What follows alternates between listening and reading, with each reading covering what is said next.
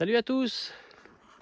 Alors aujourd'hui on entretient un peu les clôtures parce que pour ceux qui n'ont pas suivi, une poule s'est fait tuer par un renard, je pense, un renard ou un chien, enfin un canidé quoi, hein. Et donc ça faisait un moment que j'avais pas fait le tour des clôtures et j'avais déjà vu qu'il y avait quelques passages d'animaux par-ci par-là. Donc je vais vous montrer ici. Donc on est vraiment au bout des terrains. On a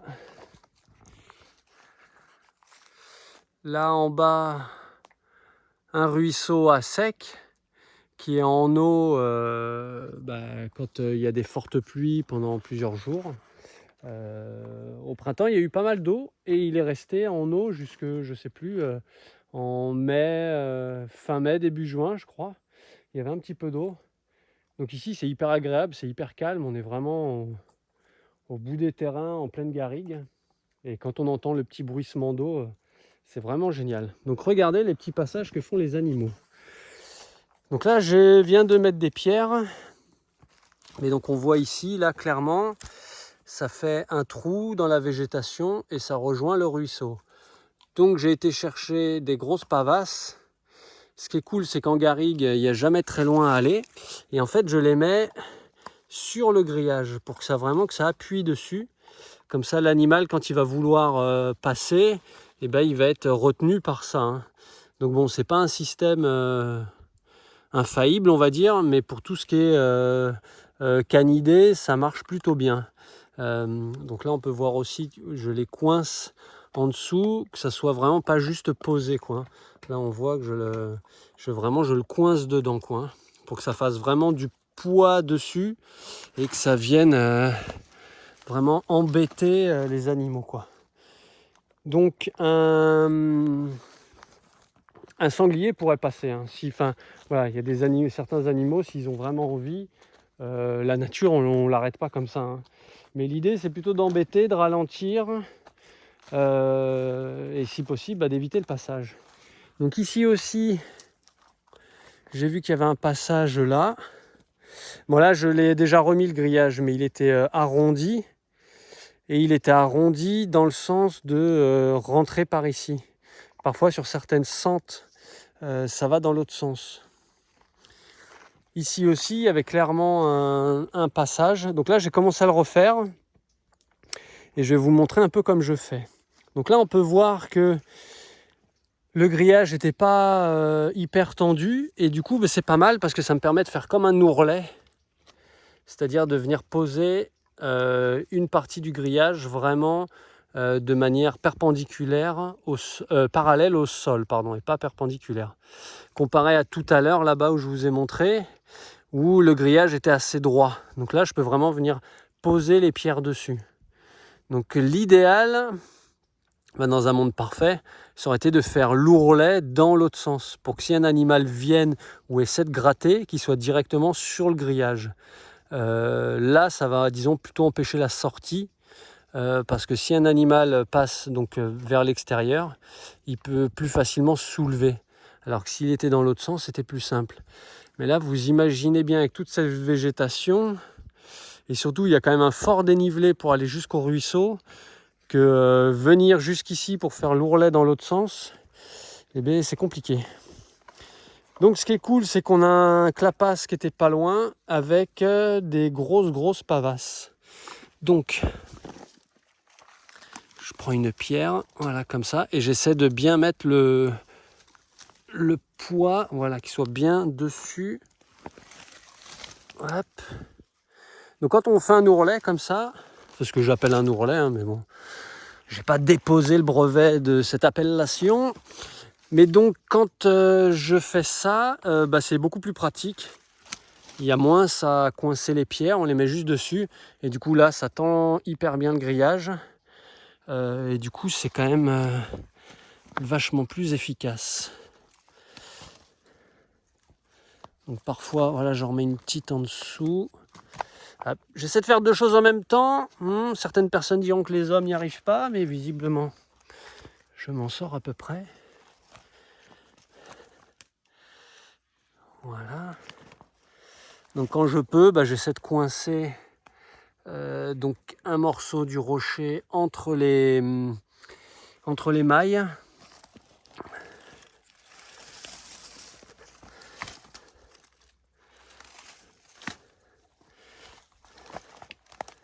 Celle-là, elle est belle, elle est grosse.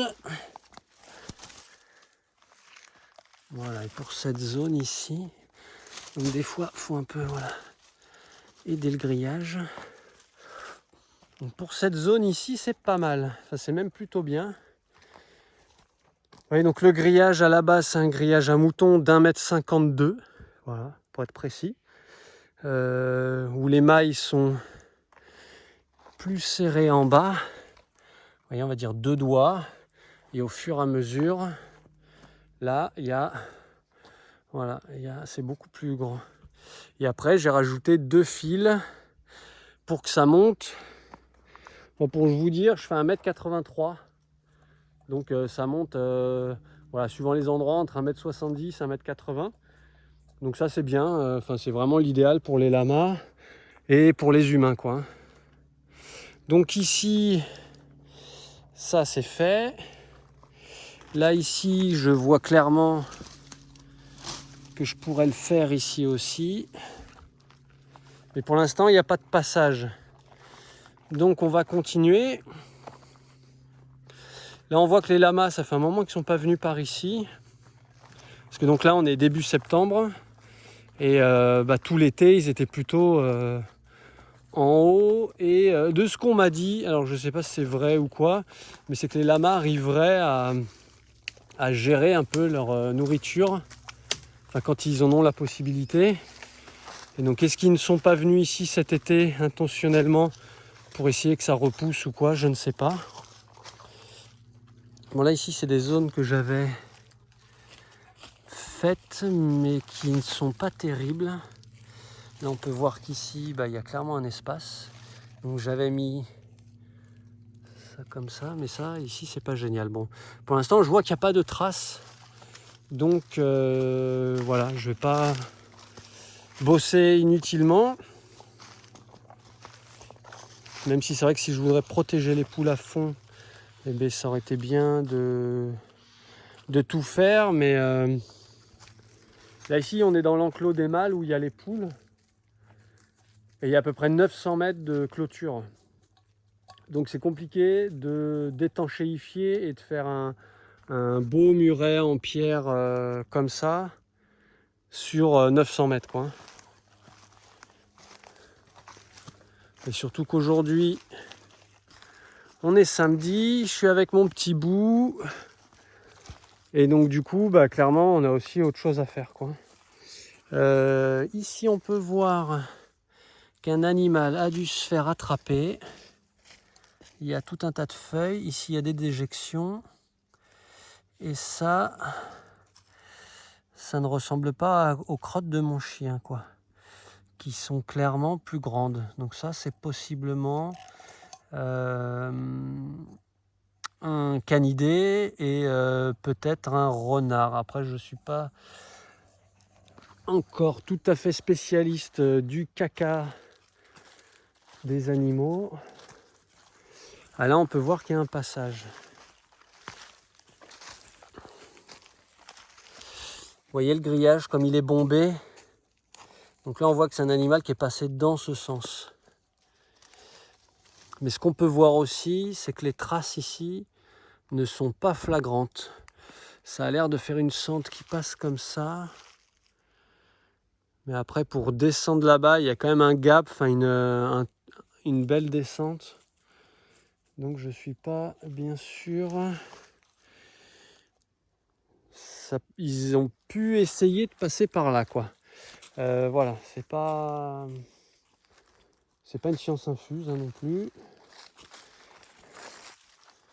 Alors ici aussi, mais ça me permet de faire le tour. Ici aussi, on voit que ça a été poussé et que là, ça a même été, pas vraiment gratté, mais qu'il y a moins de feuilles. Vous voyez qu'ici, hop, si je me remonte un peu comme ça, vue aérienne, ici, il y a plus de feuilles que là. Je vous fais un peu Miss Météo en même temps. Voilà, donc il y a tout un tas de zones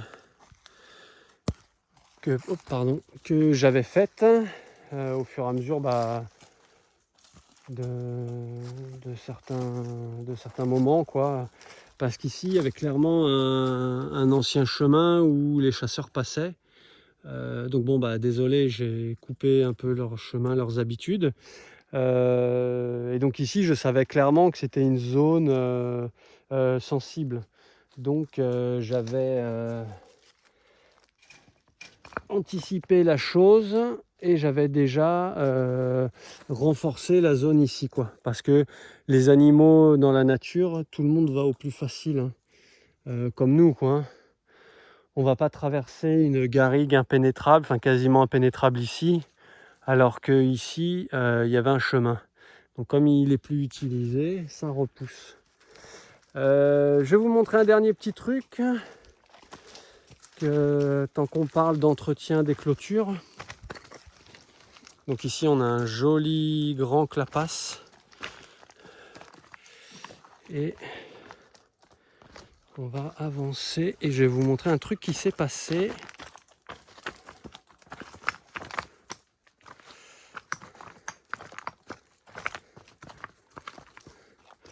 Voilà, on y arrive. Regardez, j'ai un fil là qui est coupé. Donc je l'ai laissé exprès. Ça fait un moment que c'est coupé, que j'avais vu ça. Je l'ai laissé exprès pendouillé à l'extérieur. En fait, c'est ici, là, il y avait un crampillon. Et donc on voit, c'était hyper bien tendu. Et en fait, le souci, bon ça, voilà, je partage mon expérience. Si ça peut servir à certains, c'est génial. Donc quand vous avez des petits arbres comme ça, ouais, qui bougent, et ben, quand il y a une tempête, quand il y a beaucoup de vent, ils vont bouger ces petits arbres. Et si votre fil est trop tendu, et bien comme avec un petit fil de fer, quand on le tord un coup dans un sens, un coup dans l'autre, au bout d'un moment il casse. Et bien là c'est exactement ce qui s'est passé. Donc je vais prendre l'autre côté. Hop. Regardez, il a cassé pile ici. Donc en fait c'est tout simple. Il y a eu du vent, lui il a bougé et comme c'était trop tendu, pac, il a cassé. Et ça c'est arrivé sur 2-3 endroits. Donc sur 900 mètres c'est pas grand chose, hein. Mais si ça peut servir à certains d'entre vous qui regardez ces vidéos, c'est toujours mieux. Bon après ici, moi c'est des fils qui servent donc pour les lamas, mais surtout pour les humains. Donc je reprendrai un petit bout de fil et je ferai une bricole, quoi, hein, pour en manière qu'on voit qui est le fil. Mais là ici, ça monte déjà peut-être à 1,70 m. Avant de passer à 1,70 m, faut avoir le moral, quoi. Allez Django, avance. Donc voilà ce petit truc que j'ai remarqué. Donc dans l'entretien des clôtures, c'est important. Après ici, regardez, quand on a fait les clôtures, on avait clairement là, hop, je passe le téléphone comme ça. Ici, vous voyez, comme il y a le clapasse qui descend, sous le grillage, il y avait clairement un gros passage. Donc on a mis tout un tas de cailloux, ça a tendu le grillage et ça fait un muret. Donc ça évite que les animaux passent. Et là, clairement, aussi un animal qui essayait de passer dans ce sens, il se prendrait tous les cailloux sur la tronche. Oups là, désolé. Donc voilà pour ce petit épisode sur l'entretien des clôtures. On va avancer encore un peu. Oh là, pardon, vous m'avez peut-être en gros plan. Donc voilà comment on a fait. On a pris des cailloux de là et on les a mis là. Donc ça fait une zone un peu plate et c'est assez solide. Hop là. Celle-là, elle est là depuis longtemps.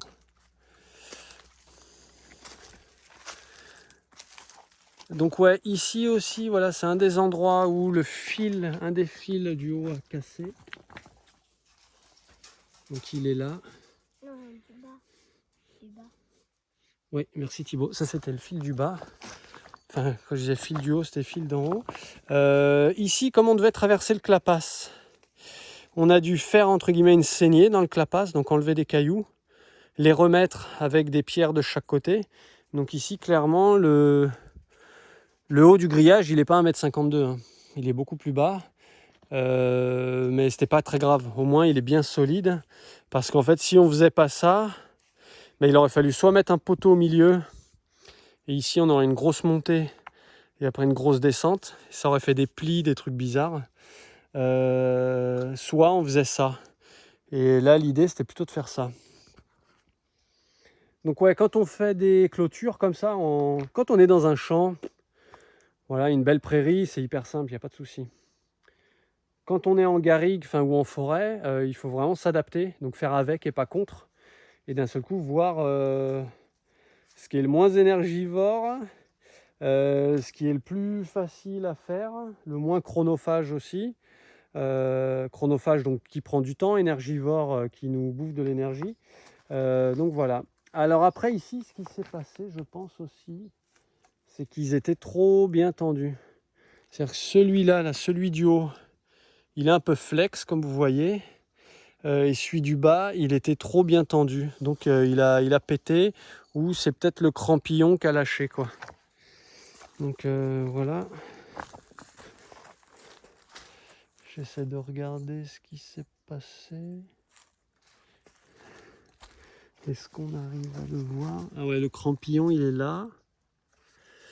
Taquet, je zoome dessus. Enfin, je fais une mise au point, donc là. Donc c'est pas le crampillon qui a lâché. Mais ça devait être trop tendu, quoi. Donc bon, pour les lamas, ça pose pas de souci, quoi. C'est sûr, si vous faites toutes vos clôtures qu'avec du fil, là, bien évidemment, il faut faire attention, quoi. Moi, j'ai fait grillage plus fil, donc c'est plus tranquille, quoi.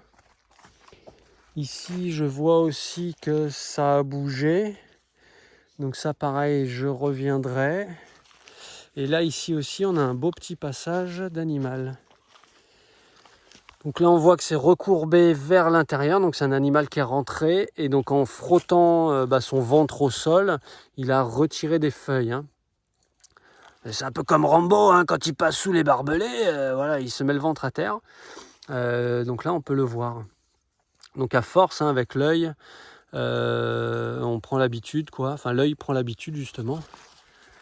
Après, c'est vrai que comme moi, je vais très souvent marcher en forêt, en nature, c'est un truc qu'on repère assez vite, les sentes d'animaux.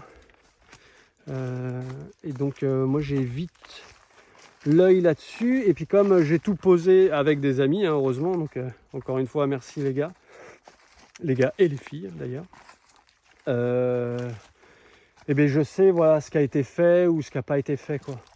Donc c'est aussi ça qui permet d'avoir très vite l'œil qui est attiré par des choses étranges. En parlant de choses étranges, ici il y en a un cas très intéressant. Donc ici on voit qu'il y a, je ne sais pas si vous voyez, il y a 2 grillages. Donc il y avait la fin d'un rouleau. Et quand je suis arrivé un matin pour mettre l'autre rouleau, donc au lieu de faire tenir le rouleau de droite et le rouleau de gauche et de les mailler ensemble, j'ai vraiment été prendre le nouveau rouleau sur un arbre. Donc c'est un tout petit arbre, mais au moins c'était plus cool. Et donc à force de passer, j'ai vu qu'il y avait un truc bizarre. Et il y avait clairement un arbre là, ici, qui était tombé, qui était par ici, et qui était pris, j'ai reculé, qui était pris dans les branches du haut, mais avec le soleil là, ça va faire contre-jour. Enfin bref, ici on peut voir qu'il y a des arbres qui sont un petit peu penchés. Celui-là, celui-là, celui-là. Et en gros, donc cet arbre-là, donc qui était aussi gros que cela, hein, eh bien, il était tombé, il tenait dans les arbres. Et si je l'avais laissé, bien évidemment, au bout d'un moment, avec les tempêtes d'hiver, ou justement, enfin, ces petits arbres qui auraient un arbre beaucoup plus gros sur eux, et l'arbre, de toute façon, qui était mort, il se serait pourri au bout d'un moment, et il serait tombé. Et il serait tombé où? Il serait tombé sur le grillage. Donc je suis venu un dimanche matin, ça j'ai fait la vidéo Mais c'est vrai que toutes les vidéos d'installation, je ne les ai pas partagées. Il faut que je le fasse. Donc ça, je vous montrerai un dimanche matin. Je suis venu, heureusement, je fais de l'escalade avec mon matos d'escalade. J'ai été grimper dans les arbres. Je me suis sécurisé dans 3 petits arbres différents parce qu'un ou deux, ça, je pense, ça suffisait pas et j'ai bien fait. Et je suis venu couper avec ma petite scie à main, quoi. Donc j'y ai mis la matinée. Parce que au départ, donc une partie de l'arbre était couchée par ici. J'ai essayé d'envoyer des cordes dedans et de tirer, mais en fait, il était trop bien pris dans les arbres d'en haut. Donc ça se trouve, ça aurait pris 4, 5 ans, peut-être 10 ans avant qu'il tombe, hein. Mais c'est sûr qu'au bout d'un moment, il serait tombé et il serait tombé sur ma clôture, quoi. Donc ça m'embêtait. Et donc une fois que j'ai réussi à vraiment le couper, et ben moi mes petits arbrisseaux, ils ont fait ffiou comme ça, et donc moi j'ai fait du du trampoline ou du rodéo avec les arbres. Bon, ça va, je suis à l'aise et ça me dérange pas, mais c'était quand même un peu chaud, quoi. Heu, donc voilà, pour finir cette petite vidéo là-dessus, quoi. Donc c'est important d'avoir l'œil, de regarder, de s'adapter à ce qui se passe, quoi, et de pas bourriner coûte que coûte, là. J'aurais très bien pu dire: «Allez, coûte que coûte, je mets le grillage et l'arbre, on verra plus tard». Voilà, c'était pas, je pense que c'était pas ce qu'il fallait faire, quoi. Ce qui était pertinent, c'était, de couper l'arbre, de faire ce qu'il fallait faire en temps et en heure. Parce que j'ai remarqué un truc, en fait, c'est que si on fait pas ce qu'il faut en temps et en heure, ça nous prend 10 fois plus d'énergie plus tard. Et là, par exemple, vous imaginez bien que lui, ce pépère là, s'il était tombé sur le grillage, donc il effondre tout le grillage, voire il le casse, il arrache tous les crampillons sur les autres arbres. Après, faut venir, soit dans le pire des cas, ça peut blesser ou tuer un lama, mais là, les probabilités sont très faibles. Par contre, les probabilités, là où il y a le plus de probabilités, c'est que les lamas le découvrent avant moi. Parce que je ne fais pas le tour des clôtures forcément tous les jours. Et les lamas se barrent en garrigue. Et donc déjà, il faut aller chercher les lamas donc, là-dedans. Donc voilà, ça peut prendre un certain temps. Et après, il faut refaire toute la clôture, voir si tout a été complètement défoncé. Il faut racheter un bout de clôture, quoi. Donc c'est en ça où c'est 10 fois plus de boulot, 10 fois plus d'énergie dépensée. Donc j'ai pris une matinée où j'ai pas du coup avancé. C'est là aussi où il faut éviter dans ce genre de projet de se mettre trop de deadlines et d'impératifs, d'objectifs. Il faut y aller au jour le jour et on fait ce qu'on peut quand on peut. Il y a des jours où on a mis, c'est des rouleaux de 50 mètres, où des fois on faisait 3 rouleaux. Donc on posait 150 mètres dans la journée, donc ça c'était génial. Et il y a des jours où on fait 50 mètres à peine, quoi, et on galère parce que les spots sont moins adaptés, parce que on a dû couper un arbre ou couper des branches, ce genre de choses. Et moi, j'ai beaucoup travaillé à la main, quoi. C'est-à-dire sans outils électriques ou thermiques. Et donc ça aussi, ça prend plus de temps. Mais pour moi, c'est beaucoup plus cool, quoi, parce que on a moins de bruit, il y a moins de frais, clairement. J'ai pas de sous, enfin pas beaucoup. Du coup, aller acheter de l'essence, aller acheter une machine, aiguiser les chaînes, etc. C'est tout un bazar. Alors qu'une petite scie à main, ça se désaiguise pas, ça n'a pas de problème de batterie ou d'essence ou d'huile ou de quoi que ce soit. Il faut juste de l'huile de coude, quoi. Mais ça, j'en ai à revendre, donc c'est pas un souci, quoi. Donc voilà, donc je pense que l'un dans l'autre, franchement, les outils manuels, ouais, ça va un peu moins vite. C'est indéniable, hein, surtout quand on a des grosses branches comme j'avais là à couper. Mais le temps d'aller chercher de l'essence, d'aller amener la chaîne à s'aiguiser ou à apprendre à aiguiser, prendre le temps d'aiguiser, tout ça. C'est sûr, des gens pour qui c'est leur métier, qui font ça depuis des années, ils vont te dire: «Ouais, mais c'est vite fait». Oui, c'est vite fait, mais tout le temps d'apprentissage, c'est pas vite fait. Et ça demande un certain temps, un certain savoir-faire. Et moi, j'avais quand même, donc tout à l'heure, je parlais de deadline. J'avais quand même une deadline parce que j'avais réservé des lamas, donc Mani et Chakan, là, dans un élevage professionnel. Et j'avais une deadline, quoi. Donc j'essayais de ne pas me mettre d'objectifs par jour, de me dire allez, il faut poser 150 mètres par jour, mais d'y aller vraiment au jour le jour, quoi. Donc voilà, ma petite méthode et mes petites stratégies.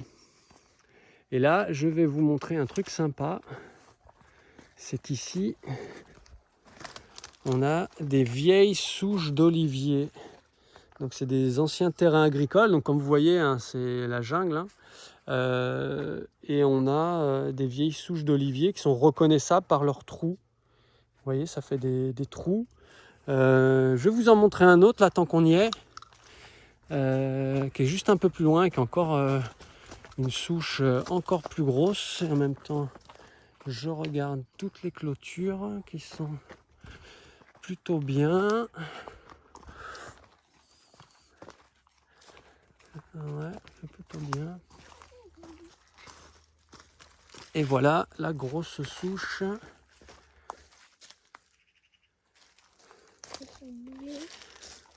Ça a bougé, ouais, peut-être un petit lézard. Donc là, on voit vraiment bien les trous des oliviers. Donc voilà. Et là, derrière moi, hop, un clapaz gigantesque, 2 mètres à 2 mètres 50 de haut, 3 mètres de large, et sur plusieurs centaines de mètres de long. Donc les anciens, eux, l'huile de coude, ils en avaient à revendre aussi, quoi. Donc merci à eux de leur travail, parce que ça m'a bien facilité le job, quoi. Bon allez, sur ce, je vous fais des bisous. À bientôt. Ciao.